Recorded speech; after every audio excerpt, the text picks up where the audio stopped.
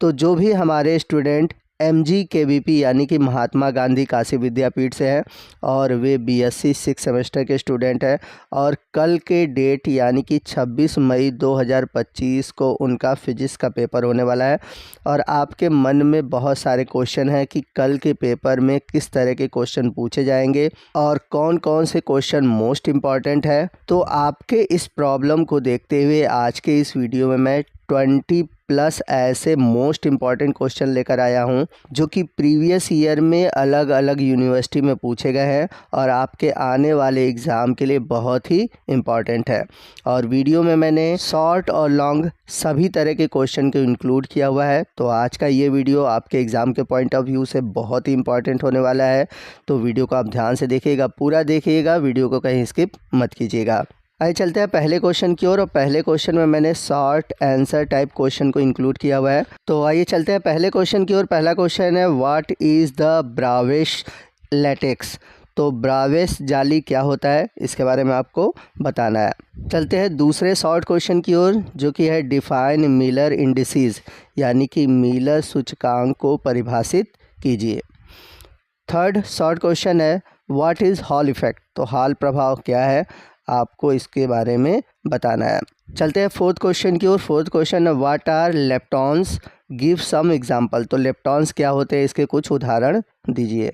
Question number 5 है define elementary particle with suitable example. तो प्राथमिक कण को उदाहरण सहित परिभाषित करना है। तो प्राथमिक कण होते क्या है और उसको उदाहरण देकर समझाना है। अगला जो शॉर्ट क्वेश्चन है वो है define binding energy of nucleus. तो नाभिक की जो बंधन ऊर्जा होती है उसके बारे में आपको परिभाषित करना है। क्वेश्चन नंबर 7 है how alpha particle is different from beta particle. तो जो अल्फ़ा कण होते हैं वो बीटा कण से किस प्रकार भिन्न है, आपको इसके बारे में बताना है। बहुत सिंपल सा क्वेश्चन है, आप इसका आंसर कर सकते हैं। क्वेश्चन नंबर 8 है what do you mean by Fermi gas. तो फर्मी गैस क्या होता है, आपको इसके बारे में समझाना है। अगला शॉर्ट क्वेश्चन है write fundamental law of radioactive decay. तो रेडियोधर्मिक क्षय का जो मूल नियम है उसके बारे में आपको लिखना है। अगला और जो लास्ट शॉर्ट क्वेश्चन है वो है define effective mass of an electron यानी कि इलेक्ट्रॉन के प्रभावी द्रव्यमान को परिभाषित कीजिए। तो ये सभी शॉर्ट क्वेश्चन थे जो कि बहुत ही इंपॉर्टेंट थे। आइए चलते हैं कुछ लॉन्ग और शॉर्ट दोनों क्वेश्चन की ओर। क्वेश्चन है derive Bragg formula for X-ray diffraction यानी कि एक्सरे के विवर्तन के लिए ब्रैग के सूत्र का निगमन कीजिए। बहुत इंपॉर्टेंट क्वेश्चन है दोस्तों, ये क्वेश्चन कई बार पूछा गया है। अगला क्वेश्चन है prove that FCC latex in reciprocal of BCC लैटेक। तो सिद्ध कीजिए कि FCC जालक BCC जालक का व्युत्क्रम होता है। तो मतलब आपको डिराइव करना है कि कैसे FCC जो है वो BCC का उल्टा है। क्वेश्चन नंबर 4 है define cohesive energy of determine it's value of crystal of inert gases यानी कि जो ससंजक ऊर्जा को परिभाषित करना है तथा अक्रिय गैसों के क्रिस्टलों के लिए मान की गणना करनी है। अगला क्वेश्चन है deduce the first Brillouin zone of the simple cubic crystal lattice. तो सरल घनीय क्रिस्टल जालक के प्रथम ब्रिलोइन क्षेत्र का निगमन कीजिए। अगला क्वेश्चन है define exothermic and endothermic reaction. तो ऊष्माक्षेपी और ऊष्माशोषी अभिक्रिया क्या होती है, इसके बारे में परिभाषित करना है। तो आप सभी ने केमिस्ट्री में भी ये टॉपिक पढ़ा होगा और सिंपल सा टॉपिक है। चलते हैं अगले क्वेश्चन की ओर। क्वेश्चन नंबर 7 है डिस्क्राइब सोडी-फजान डिस्प्लेसमेंट लॉ। तो सोडी-फजान का जो विस्थापन नियम है, जैसे कि आपने अगर पीरियोडिक टेबल पढ़ा होगा तो पीरियोडिक टेबल से जुड़ा हुआ ये टॉपिक है और बहुत ही इंपॉर्टेंट टॉपिक है और इम्पॉर्टेंट क्वेश्चन भी है। अगले क्वेश्चन की ओर चलते हैं। अगला क्वेश्चन है define half life and average life of A radio active elements and obtain relation between them यानी कि रेडियोधर्मिक तत्वों की अर्धायु और औसत आयु को परिभाषित करना है और उनके बीच क्या संबंध है वो आपको स्थापित करना है। तो एग्ज़ाम के पॉइंट ऑफ व्यू से देखा जाए तो हाफ लाइफ और जो एवरेज लाइफ है इन दोनों से जुड़े हुए आपके न्यूमेरिकल एग्ज़ाम में पूछे जाते हैं। तो न्यूमेरिकल वाले भी टॉपिक को आप देख लीजिएगा। चलते हैं क्वेश्चन नंबर 9 की ओर। Explain the term liquid drop model and shell model. तो द्रव बूंद मॉडल तथा सेल मॉडल की व्याख्या कीजिए। क्वेश्चन बहुत इंपॉर्टेंट है और कई बार पूछा गया है, तो इस क्वेश्चन को आप तैयार रखिएगा। चलते हैं क्वेश्चन नंबर 10 की ओर। क्वेश्चन नंबर 10 है discuss Kronig Penney model of electron in periodic potential.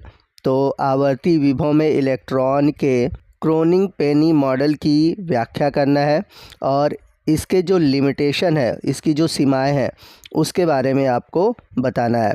Question number 11 है give a simple theory of the deuteron ground state.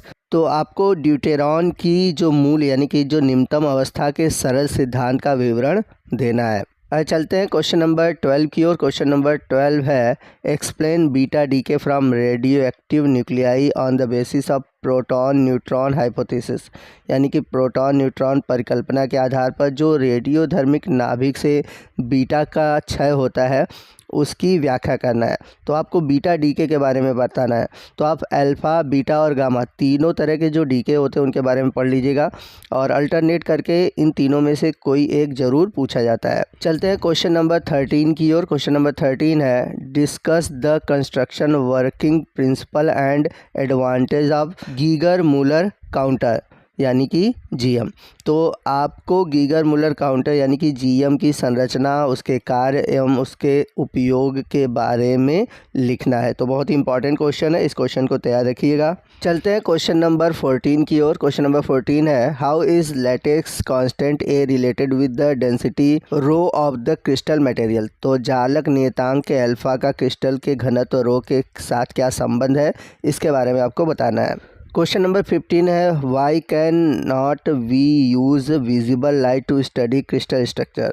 यानी कि अगर हमें क्रिस्टल की संरचना के बारे में अध्ययन करना है तो हम विजिबल लाइट का यूज़ क्यों नहीं कर सकते, इसका रीज़न आपको बताना है। क्वेश्चन नंबर 16 है व्हाट इज़ मेडेलुंग कांस्टेंट। तो मेडेलुंग नियतांक क्या होता है, आपको बताना है। क्वेश्चन नंबर 17 है हाफ लाइफ से जुड़ा हुआ है। जैसा कि मैंने पीछे भी बताया था कि हाफ लाइफ से जुड़े हुए आपके क्वेश्चन या जो न्यूमेरिकल है वो पूछे जाते हैं।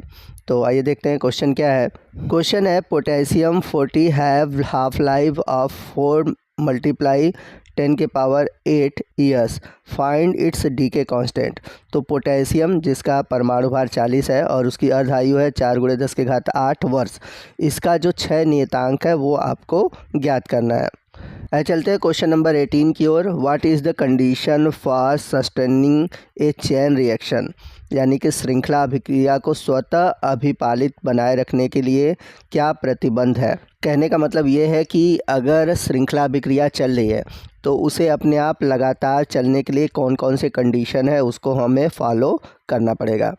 क्वेश्चन नंबर 9 है describe the structure of NaCl crystal, give its the feature and family crystal. तो NaCl क्रिस्टल की संरचना का वर्णन करना है और इसके मुख्य अभिलक्षण तथा कुल क्रिस्टल के बारे में बताना है।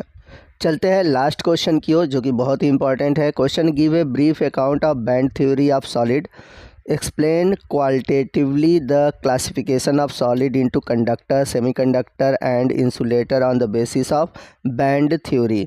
तो ठोस के बैंड सिद्धांत का संक्षिप्त विवरण देना है। इसके आधार पर ठोसों के चालक, अर्धचालक, अचालक में वर्गीकरण और गुणात्मक रूप से इसके बारे में आपको समझाना है।